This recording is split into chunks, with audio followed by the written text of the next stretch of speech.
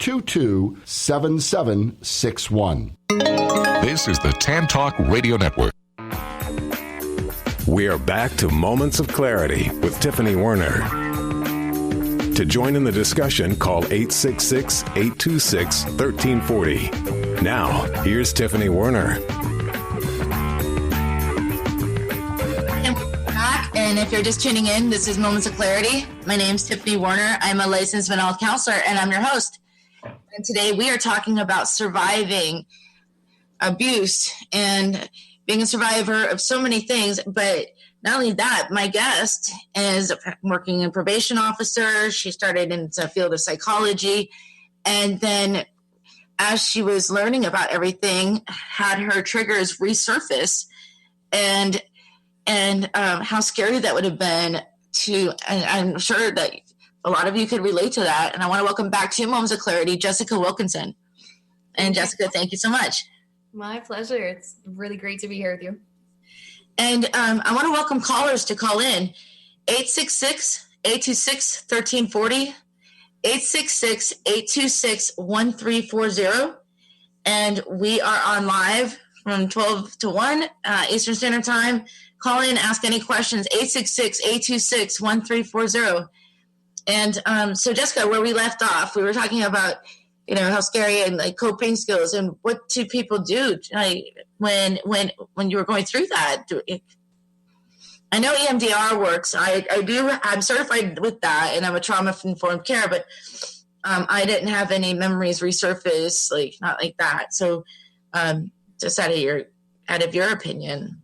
Yeah, I had when my flashbacks started, it was interesting because they started coming up, and throughout my whole life I had bits and pieces of memories, and it's kind of weird because whenever they would come up, I would be like, why am I thinking about this? It's weird and disgusting. And I didn't think of it as a memory. I thought of it as just kind of a thought, and I pushed it back down. And so I know statistically a lot of people come to their traumatic memories and things like that about their mid to late 20s sometimes. And it's kind of to do with the stability, your brain's finished developing. You're usually in a stable place at that point in your life with your work, family and things like that. So it makes sense that would happen. But with me, it kind of started and then it got more intense. So it went from a flashback every month to a flashback every week to a flashback every day to my entire days being filled with flashbacks. And when I got to that point, I couldn't function normally anymore. So that's kind of when I sought that professional help. Did you have any dissociative identity? Because I've heard this from a couple of guests and friends of mine that they considered it different personalities that came out too, that dissociative identity or disorder, or was it just resurfacing memories, or how did that work with you? It was mostly resurfacing memories. It did make me feel very much like I was that child again, which I can see how people would get to that dissociative identity disorder with those kinds of issues. Trauma, like you mentioned, does a number on the brain through development, and it does change associations that we have. It does change a lot of things that would be different about a normal, healthy, functioning brain. So I can very easily see how the flashbacks making you feel as if you're in that situation again would almost feel, like a different personality. That's part of stress. Exactly. Or the need to and feeling like you're reliving it, and horrors and nightmares and panic attacks out of nowhere. Those are all symptoms of all different types of PTSD. And, absolutely. And of course, childhood abuse and trauma is post-trauma. It doesn't matter how long ago it happened. If it resurfaces, it's as if it's now, Yeah. Exactly. And as you mentioned too, when you're a child, you don't have the functionality to deal with abuse as you would as an adult. So dissociation is often the tool that children use to survive those things. And you don't do it consciously. It's just the subconscious thing that happens to protect you.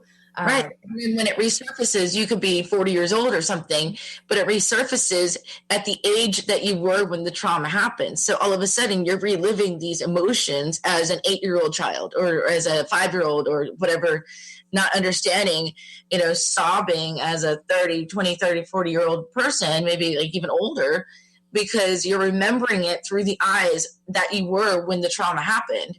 Mm-hmm. And so it's the pain and the confusion and everything else And a lot of people don't understand that we remember those memories that we have.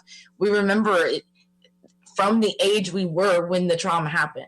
Absolutely. It was interesting too, as I went through my EMDR therapy, I noticed the point of view that I had through these flashbacks was changing. So it went from me viewing this scenario as the child who had experienced it to a little bit further away until I could almost watch it like a movie. And I know that's a common technique with therapists. They think it's replaying as a movie. Exactly. Yeah, I've ever heard that. Yeah, to take it out of your head, right? And then you have control.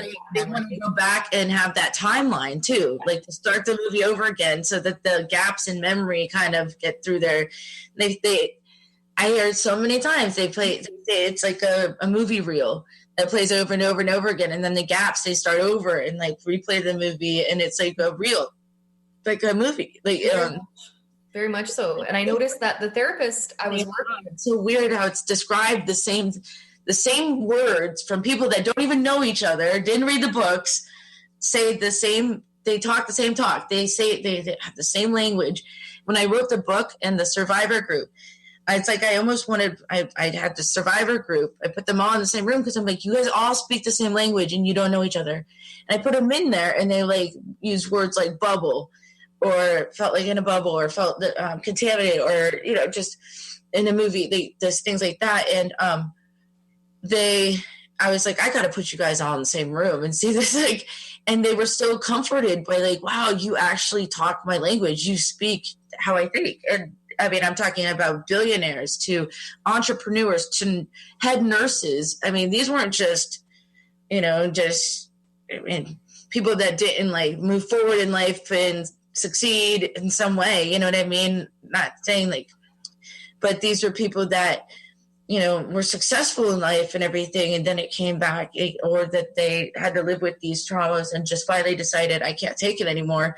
I want to go get help. But it wasn't just somebody that, ended up like throwing their life away or whatever, I mean, they were, people that you would never expect that had gone through these things, Yeah, it's absolutely fascinating. And to think too, like some people, their successful lives might have been driven by the trauma they experienced, whether consciously or subconsciously.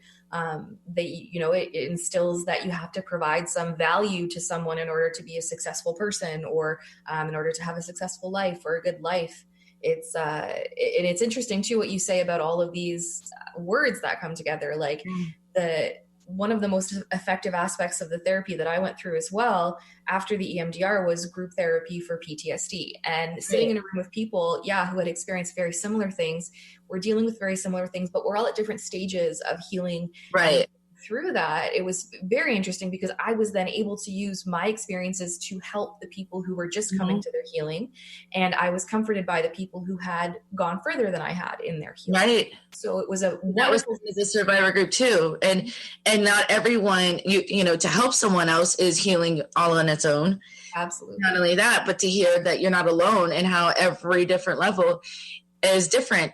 And for you, I commend you because you're sitting there in your success. You're getting a bachelor's in psychology and you're a probation officer. And because of your career, all of a sudden triggered and resurfaced, and you're like, it takes a step backwards. You're like, oh, now, like having to deal with this, then not knowing what, not having complete memories all this time. And then all of a sudden, bam, here comes this whole childhood trauma that you're now having to face. And because of a career path you probably chose subliminally. Absolutely. Because you didn't even realize why you were choosing it. But, we get called into our own calling for certain reasons, even if we don't remember them.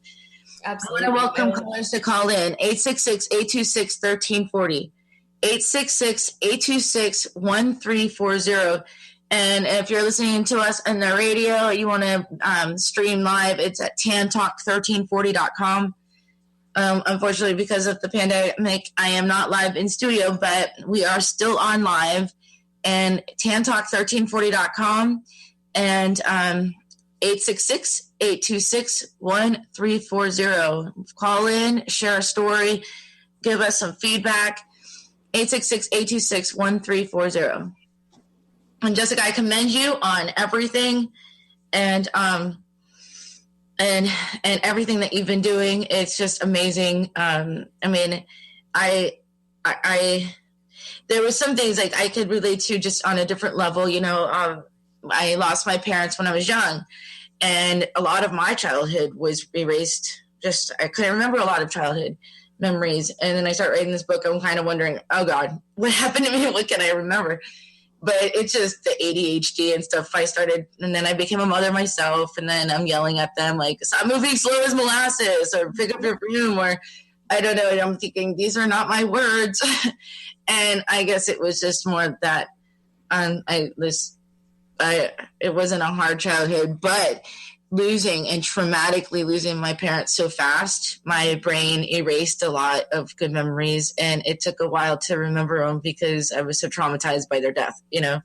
And so, but nothing like, you know, thank goodness, nothing traumatizing more from my childhood came back and resurfaced. It was more like, I just, I don't know, was just completely attention deficit and focused on whatever I wanted to be focusing on, selective listening, or I don't know, because one of my sons is exactly the same. I'm starting to realize. I'm like, I recognize that somewhere. Like, at least hopefully he's going to turn out okay. Oh, I'm sure he will with a mom like you. And your room's a mess, and it's like, I remember someone yelling at me about that too. So I don't know. Take a shower. I don't know. But at the same time. So 866-826-1340. Join our conversation, and we're here and willing to listen. But I commend you, Jessica, on so many things that, you know, that must have been really hard to come to grips with and resurface as a probation officer even.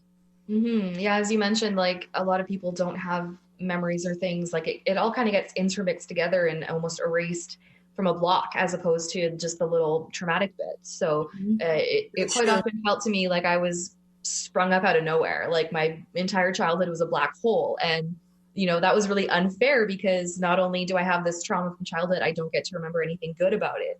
And so it tainted a lot of things, and there was a lot of anger that I had to work through. Right. Yeah, but as I did this healing, I got my good memory. Anger that I had to work through. Right. Yeah, but as I did this healing, I got my good memories back, and I got to see that it wasn't all bad, and I got to heal first. Yes, totally. Exactly. Jessica, we have a caller on the line. We have caller David. Hi, David. Welcome to Moments of Clarity. Hi. Thank you so much for calling in. Hi, thanks for having me. Yeah, I was listening to your broadcast, and I could relate highly to what you were saying about trauma. I've talked about it before, but I lost my brother to suicide when I was 14. And I have no memories, really, from about 14 to about 21. They're very, blurry because I've kind of blocked them out. And so when I talk to people from that time of my life, they'll say, do you remember this or do you remember that happened? And I have no memories whatsoever. And I realize it's all my body's and mind's way of sort of blocking out that pain. Mm-hmm. And so as I was listening, I realized I could highly relate to what you were saying. And it's amazing the body's response to trauma, you know, and why we maybe react to situations the way that we do or choose a career path based upon what happened to us. Mm-hmm. Yeah, and you lost your brother to suicide, and it was an abrupt loss. And I think just the same as what I was saying with my parents, abrupt loss, and with Jessica, you know, childhood abuse. It just, our brains are very powerful to protect us from such pain, especially when we're younger. But at the same time, I mean, it sounds like you were 14. I was 17. Jessica, how old were you when you were? I was from 5 to 12, and then I didn't actually remember it until my early 20s. So that's a long time to be abused at 7 years. Mm-hmm. So they, you know, I mean, it's the DNA. Our trauma affects our DNA in different ways. And I actually know David. He's part of the Moments of Clarity team, and he's coming out and doing suicide prevention. But a lot of this is new to him. Like, he's just starting to recognize a lot of this. I'm so proud of you, David. Thank you. Yeah, I mean, incredible. And it's amazing, just like